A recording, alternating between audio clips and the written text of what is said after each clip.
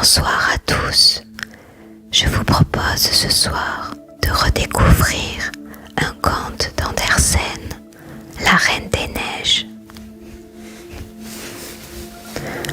Un jour, le diable confectionna un miroir qui avait la propriété de faire disparaître la beauté qui s'y réfléchissait et, au contraire, de faire ressortir ce qui était mauvais ou déplaisant.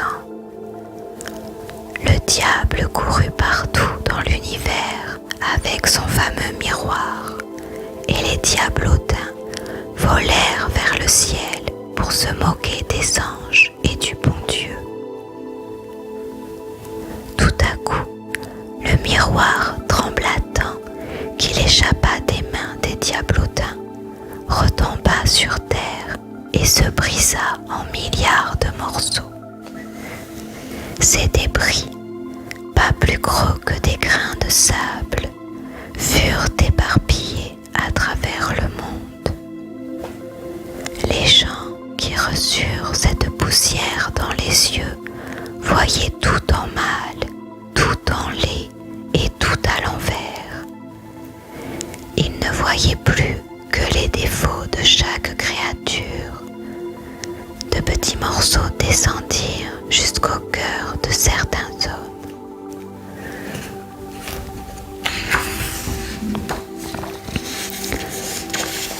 Ce fut épouvantable, car leur cœur devint aussi froid et insensible qu'un morceau de glace. Dans une grande ville vivaient deux enfants. Kay, un petit garçon, et Gerda, une petite fille. Ils habitaient deux mansardes en face l'une de l'autre. Les toits des deux maisons étaient si proches qu'on avait posé entre elles comme un pont formé par des caisses où poussaient des rosiers. Les deux enfants venaient s'y asseoir sur de petits bancs entre les rosiers. Mais l'hiver, à cause du froid, ils étaient privés de ce plaisir. Alors, ils se regardaient par leurs fenêtres couvertes de glace, où ils avaient aménagé un petit rond pour se voir. C'était l'hiver. Kay, monté sur une chaise, regardait la neige tomber en gros flocons. Ce sont les abeilles blanches, dit la grand-mère de Kay. Un grand flocon tombé sur la vitre se transforma en une jeune fille de glace. Il s'agissait de la Reine des Neiges. Elle fit au petit garçon un signe de la main. L'hiver passa, le printemps revint, et les deux enfants se retrouvèrent assis côte à côte dans leur petit jardin au milieu des roses. Un jour, alors que Kay et Gerda regardaient un livre d'images, Kay s'écria soudain: « Aïe, il m'est entré quelque chose dans l'œil. »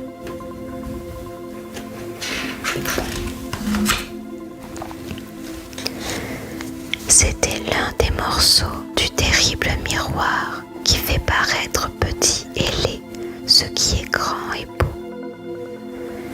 Kay n'avait plus mal, mais ce produit de l'enfer était en lui. Le lendemain, quand ils regardèrent le livre des mages, Kay n'y vit plus que des monstres grotesques. Il ne jouait plus qu'à des jeux de logique et allait sur la grande place s'amuser avec les autres garçons qui attachaient leurs traîneaux aux charrettes des paysans. Soudain, arriva un grand traîneau blanc conduit par un personnage couvert de fourrure. Kay y attacha son petit traîneau et le grand traîneau s'élança à toute vitesse hors de la ville. La neige se mit à tomber. Paniqué, il voulut détacher son traîneau de l'autre, mais il continua sa course derrière le grand traîneau qui volait à une allure folle.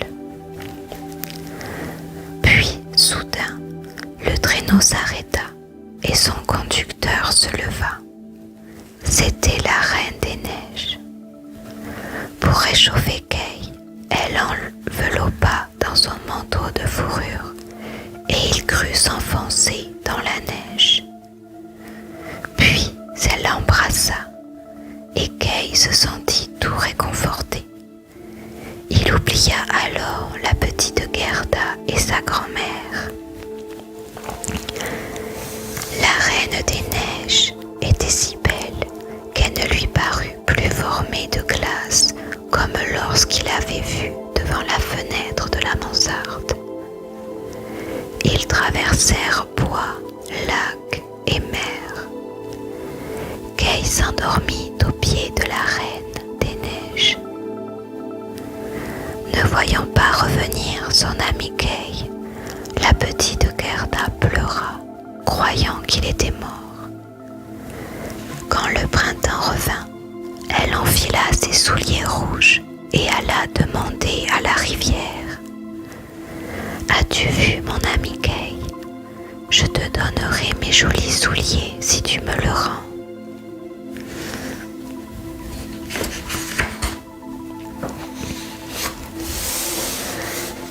Et pour lancer ses souliers au milieu de la rivière, elle monta sur une barque.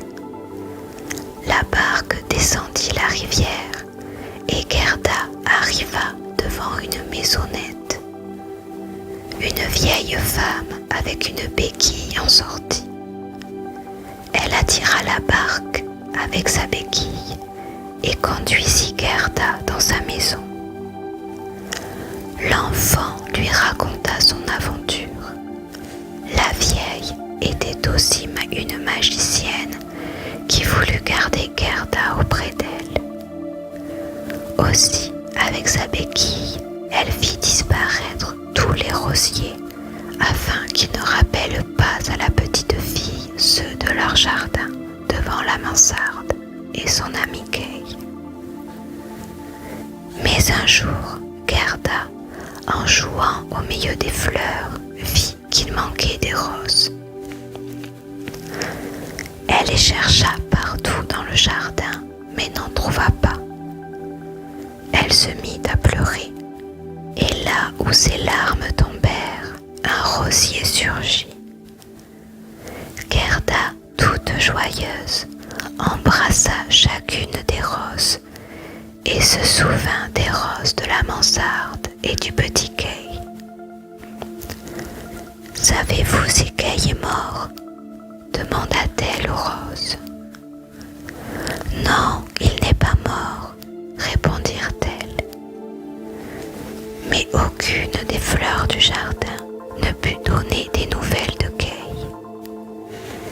Gerda s'enfuit alors au loin.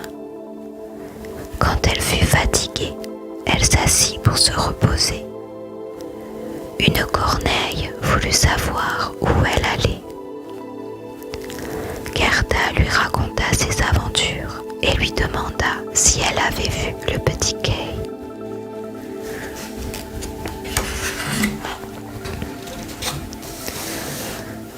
Peut-être, dit l'oiseau, mais il t'aura oublié, car il ne pense plus à personne. Et l'oiseau raconta.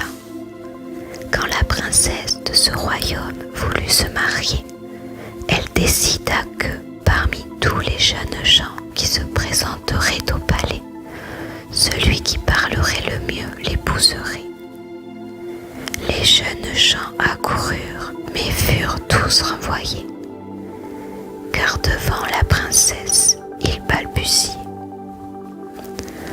Un jour, poursuivit la corneille, se présenta un petit homme qui portait sur son dos un traîneau.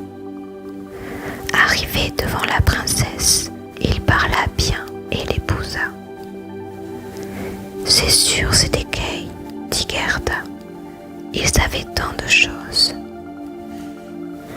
Gerda voulut le voir. La corneille la fit alors entrer au palais et la conduisit jusqu'à la chambre où dormait le prince. Gerda s'approcha et vit qu'il ne s'agissait pas de son petit Kay.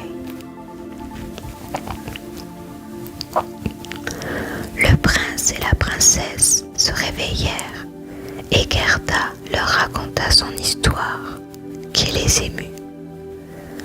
Aussi, le lendemain, la princesse lui offrit un carrosse neuf en or pour qu'elle reparte à la recherche de Kay. Traversant une forêt dans son carrosse, Gerda fut attaquée par des brigands. Mais la petite fille des brigands voulait jouer avec elle. On la mit dans le carrosse à côté de Gerda qui lui raconta ses aventures. Le carrosse arriva dans la cour d'un vieux château, le repère des bandits. Dans la grande salle se trouvaient 2 pigeons ramiers et un renne. Les ramiers dirent à Gerda: « Nous avons vu le petit Kay. Il était assis dans le traîneau de la Reine des Neiges et allait sans doute dans Laponie, là où la reine a son palais d'été. »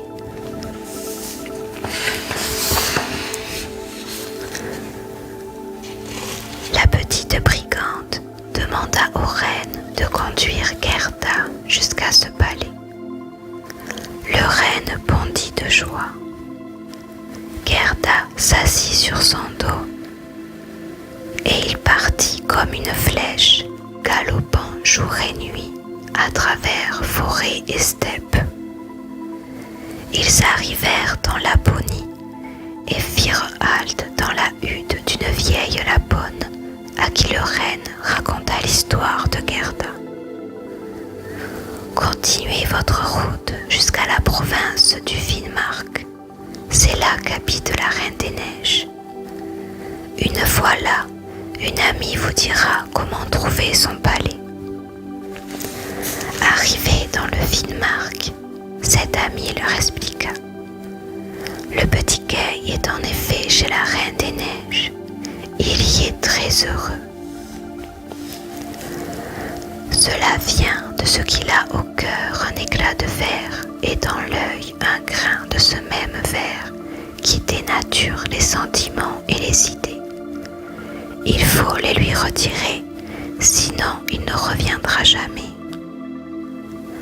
Seule Gerda peut parvenir jusqu'au palais de la Reine des Neiges et enlever les 2 débris de verre qui ont causé tant de mal. Conduis-la jusqu'au jardin de la Reine des Neiges. Et Gerda repartit sur le renne qui la déposa devant le palais. La neige y tombait à gros flocons.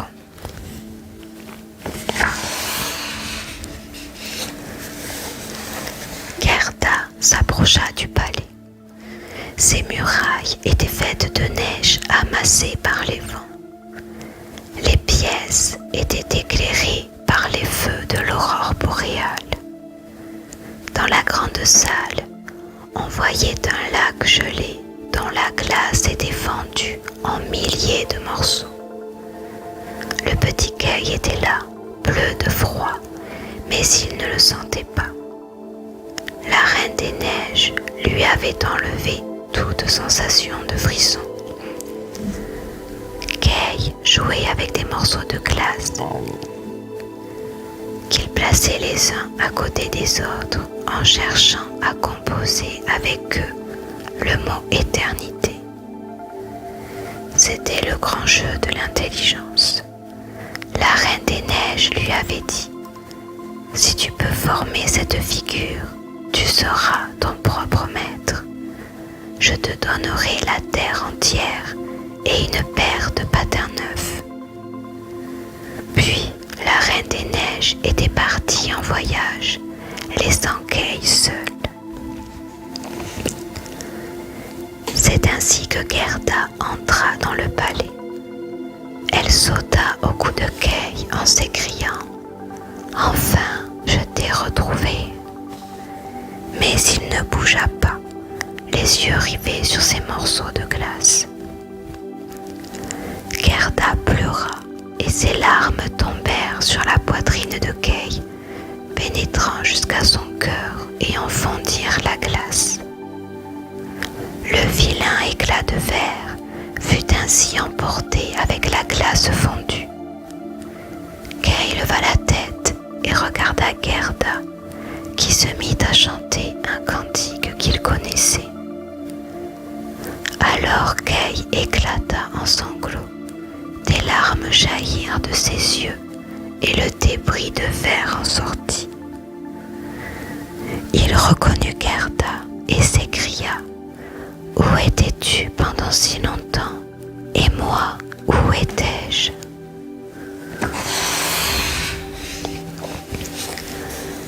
Tandis que les deux enfants se serraient de toute leur force dans leurs bras, les morceaux de glace se mirent à écrire le mot éternité.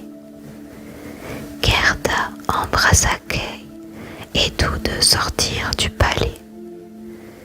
Ils parlèrent de la grand-mère et des roses du jardinet sur les toits.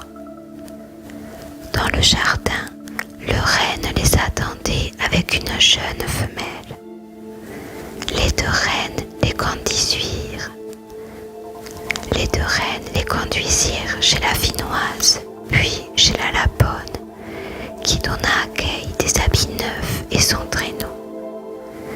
Puis elle les conduisit jusqu'à la frontière de son pays. Là, Kay et Gerda prirent congé de la Lapone et des reines. Soudain, Gerda aperçut sur un cheval la petite brigande. Celle-ci reconnut son amie et lui demanda le récit de ses aventures. Puis, elle reprit son voyage. Kay et Gerda marchaient au milieu de la verdure. C'était le printemps. Les cloches sonnèrent. Ils aperçurent la ville où ils vivaient et allèrent chez la grand-mère. En passant devant la glace, ils s'aperçurent qu'ils étaient devenus de grandes personnes. Les roses devant